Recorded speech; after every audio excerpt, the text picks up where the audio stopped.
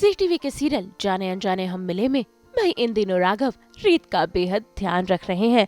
भाई वो प्रेग्नेंट जो है, ऐसे में उन्होंने घर पर बुला लिया है गुरु माँ को ताकि वो रीत से बात कर सके और उसे अपना आशीर्वाद दे।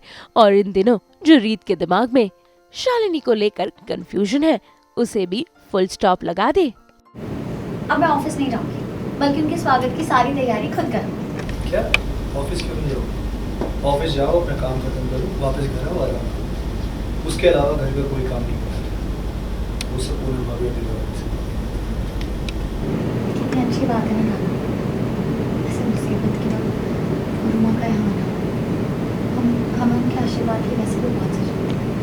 रीत बहुत ज़्यादा कंफ्यूज्ड है कि शालिनी बत्रा ही बुआ जी है या नहीं। कभी कभी उसे लगता है कि वो बुआ जी है, कभी कभी उसे लगता है कि वो बुआ जी नहीं है।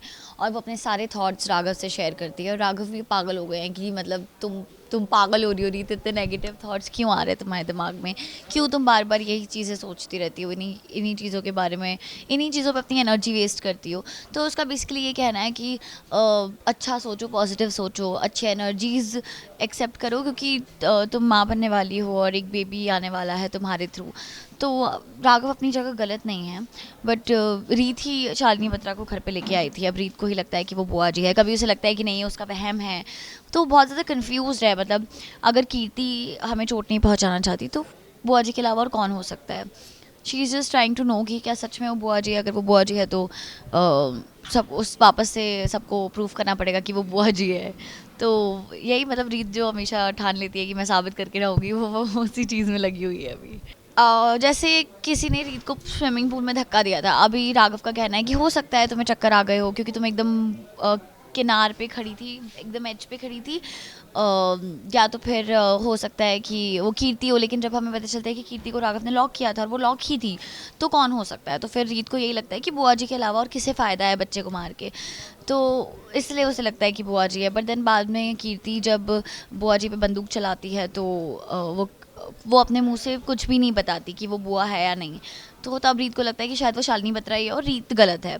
बट देन जब गुरु माँ आई हैं और गुरु माँ ने पूछा कि तुम्हारी खानदानी चुनरी कहाँ है, तो मुझे, पूनम भाभी, दिव्या भाभी, किसी को नहीं पता था एक्सेप्ट फॉर बुआ जी। और उन्होंने एकदम से बोल दिया कि अलमीरा में है। तो तब तो रीत को फुल 100% श्योर हो गई वो कि ये बुआ जी ही है, वरना इन्हें कैसे पता।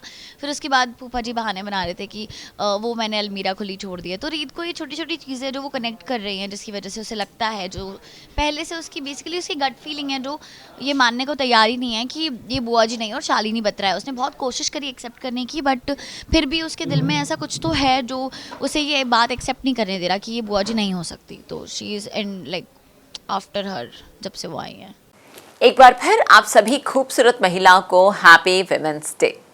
हम तो लेकर ही आते हैं आपकी ज़िंदगी में 24/7 एंटरटेनमेंट की गुड न्यूज़। तो अगर आपको ये वीडियो पसंद आया है तो इसे लाइक करें, कमेंट देके अपनी राय ज़रूर दें। ऐसे ही एक्सक्लूसिव कंटेंट के लिए हमारे चैनल को सब्सक्राइब ज़रूर करें। अगर आप यही वीडियो फेसबुक पर देख रहे हैं तो हमारे फेसबुक पेज को भी फॉलो करें।